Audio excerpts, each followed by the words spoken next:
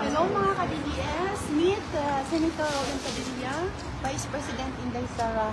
We are glad to see them. DDS support, stand with Tatay John, always pray for Tatay John. They are here in ICC with Attorney Roque.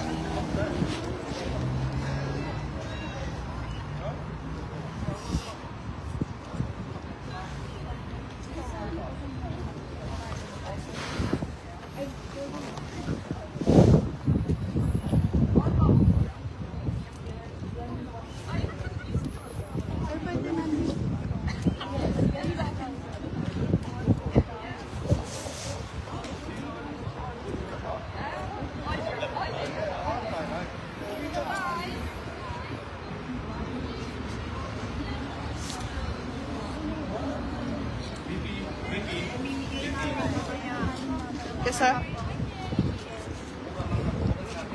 Robin, book na. Okay, good luck. I had to go by. Thank you.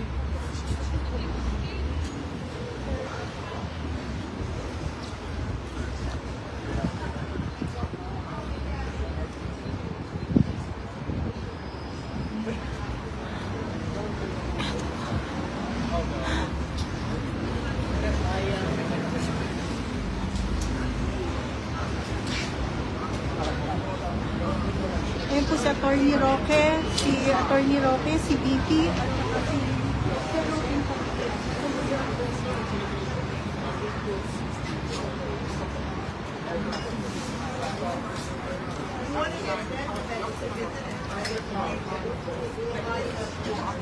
Hi.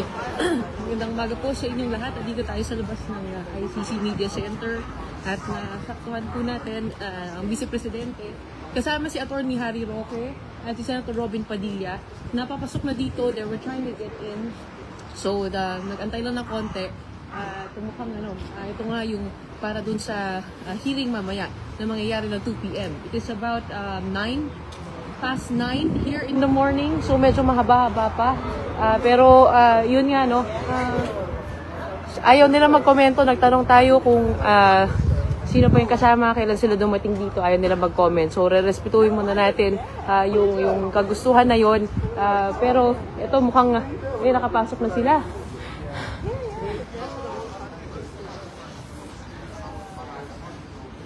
Alam natin na si Attorney Harry Roque ang isa sa mga ICC listed counsels at mukhang yun nga din ang magiging papel dito. Bukod sa counsel ni PRRD na si Executive Secretary Salvador Medialdea, si Attorney Harry Roque ay talagang listed siya dun sa ICC accredited lawyers.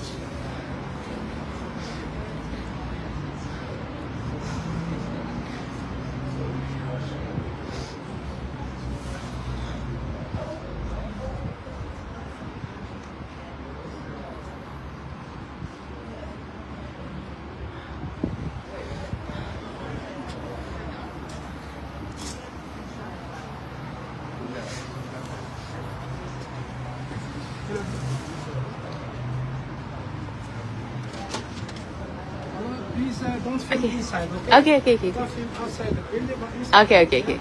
Don't film. Okay. Mukhang hindi tayo pinayagan na mag-film. Don't film inside. Pero dito titingnan natin yung medyo mahigpit talaga sila sa seguridad dito. Lalo na pag medyo malapit ka na doon sa kanilang grounds. Ayaw na nila magpa-film. They're very big on privacy here, and we understand, hindi siya katulad sa Pilipinas na pinapayagan yung pag-video. Dito talagang medyo strict sila dito sa Netherlands. Pero ito, nandito ngayon yung mga kasama nila VP kahapon. Panakita natin sila, kasama rin si ES Medialdea, yung security. Tapos may ilang mga tao dito, hindi natin alam kung ba't sila nandito. Pero baka siguro sa ibang kaganapan. Pero puntahan muna natin yung mga kasama nating Pilipino na nagtipon-tipon dito sa labas ng ICC. Hello! Good morning! Kayo po ay nanonood sa loob ng... Ay, hindi kayo Oo, wait lang. Sorry. Ko lang ha. Ay, paano ba ito? Naka-close up pala. Saglit. Ayan. Good morning. Okay. Saan po kayo galing? Galing po kami ng Paris. Paris. Malayo pa. Opo. Oo. Actually, para makapasok ka sa loob, kailangan na mag-email. Mag-email ay first come first serve. Oo. Papadala ko sa inyo yung email. Pero tama, first come first serve. Kayo po ay nakapag-email na? Ayan. Pwede bang Oo, tanong niyo. Pwede pagka kailangan magre-reply sa inyo yung ICC. Wala pang reply, ma'am. Ay, pero nag-email na kayo. Ayun nga lang. Sa akin meron na may reply na ako Pero Pwede kami sumama sa'yo, ma'am. ay isang seat lang tagi isang email dapat Oh. Kayo po sa kayo galing? Okay lang. Sa One News One News sa TV5. Ha? Saan ang Leiden? Dito lang. Oo. What brings you here to participate in the Oo. Support Duterte. Support. Hanggang Kay, sa huli. tama ba na kayo yung nasa harapan ng detention center? Parang nakita ko kayo sa isang interview. Tama ba yun? Yung may hawak na This is the first time. This is the first time. Okay. Hello. Oo. Okay. So, ano po yung parang pakiramdam nyo sa lahat ng mga nangyayari? I mean, dito na kayo, no? Dito na kayo. Oo. Oo. Nakakaya para sa bayan kasi pwede namang sa Pilipinas but inano pa dito. So parang paano yung yung jurisdiction sa Pilipinas parang disappointed supporters sila. Oo. Ano pong work niyo dito tsaka ilang years na kayo sa ibang bansa? me, I'm an engineer here. Oo. Been living here for 4 years. Kayo po. Nurse here. Oo, tapos kayo naman. Tapos kayo po, ayan. Living po sa Paris. I am working in hotel. So, nag-leave lang ako ngayon. Oo. Just to support Tatay Digong. Tatay Digong. Oo. Ano po sa sa Hanggang sa huli. Tatay Digong, hanggang sa huli. Hanggang sa huling laban po. Hindi namin iiwanan. We stand for Duterte. Duterte, Rodrigo Duterte, the living hero! Napakasakit para sa kalooban namin na talagang dadalhin siya. He is not deserved. He is the hero. Siya yung presidente na nagmahal ng mga sambayan ng Pilipino. So, I stand with Duterte. Magpakamatay ako para sa kanya. Bakit po, ganun yung nadamdamin niyo? Tagasan po ba kayo? Ako po, Oo. from Bisaya po, Antique. Oo. So, bakit po kayo naging supporter ni PRRD? Since before po, po. Supporter na ako ni President Duterte. Kaya walang iwanan. Ano po inaasahan nyo ngayon ay sa pagpunta nyo po rito? Inaasahan namin na sana bigyan siya ng send him back to the Philippines. To the Philippines. Hindi siya karapat-dapat dito po sa he is not deserved na if mag-suffer siya ngayon. Sa ginawa nila kay President Duterte, lumabas lahat ang mga sambayan ng Pilipino. Doon natin nakita ang tunay na pagmamahal kay President Roa Duterte. Paglalaban natin kahit saang mundo. Kayo rin po ay nag-skip din kayo ng work today? Oo. Luckily, I don't have work today. Pero I'm here actually to support and show love para sa ating former President Duterte. I've been here already. Gaano katagal po kayo dito magsistay? Kung sakasakali. Kasi para mukhang mahaba-haba pa ito eh. Nag-ano po kami ng permit hanggang alas 6 ng hapon. Oo. So we will be here outside of ICC. Mayroong mga Pilipinong pupunta din. Oo. Mukhang nga sabi po ni VP Sara na may gathering daw sa March 23. March 23. Ayun. Meron na-announce na yun. Oo. The date is confirmed. Opo. Pero dito po yun. Hindi po dito mismo. Pero wala pang venue. The Hague siya. Oo.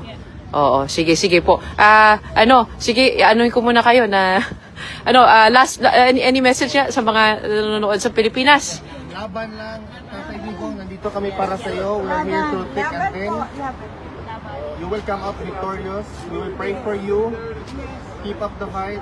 Stay healthy. Laban. Okay. Supportahan natin si Duterte. Alright. Tatay Digong. Hanggang sa Duterte pa rin. Yes. Okay, ayan mga kababayan natin dito sa labas ng ICC nagpapakita. Mula sa sa iba't ibang parte ng Europe. Actually, nakikita natin madalas ay mga taga Europa, pero may nabalitaan ba kayo nalilipad pa mula sa Pilipinas? 3 buses? Ang darating mula sa Wow! Tapos meron from Germany too. Punta tonight. Mga ilan kaya total ang mga darating? Ay, asahan natin. We don't know. More or less 500. Wow! Okay. Pero galing sa Pilipinas, meron kayo nabalitaan na susunod? Wala pa? Puro dito pa lang? Okay. Oo. Ano kayo yung mga kaibigan niyo sa Pilipinas, inaano rin kayo? Parang hinihikayat din kayo na magpunta dito. Represent. Okay. Sige, pwede bang okay lang po ba makuha yung mga names? Hindi, wag na, naka-live pala ako. Next time na lang. Thank you. Oo, eto, nandito pa rin tayo sa Maraming salamat. See you later. Yung email, Okay. Yan, ito yung building ng ICC Media Center. Ito yung official, nila, entry. Yung visitor center. Nakikita natin, hindi pa rin nakakapasok sila VP. Pero, medyo nag-iingat na tayo mag-video kasi tinitingnan tayo ng security. Pero ito ayan. This ICC Visitor Center is actually about a kilometer away from the penitentiary. Again, the hearing is going to be set at 2 p.m. today. That's 9 p.m. in the Philippines with a 30-minute delay on the ICC website. So we have a special on One News and on TV5. Manood po kayo. It's a full day special. And papakita po namin yung mga kaganapan. Ako po ay papasok din sa loob para mag-cover bilang media.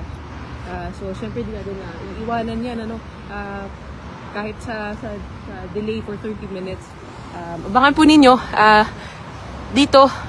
In the meantime, magpapaalam muna tayo. Abangan nyo na po sa ating mga social media accounts. Maraming salamat.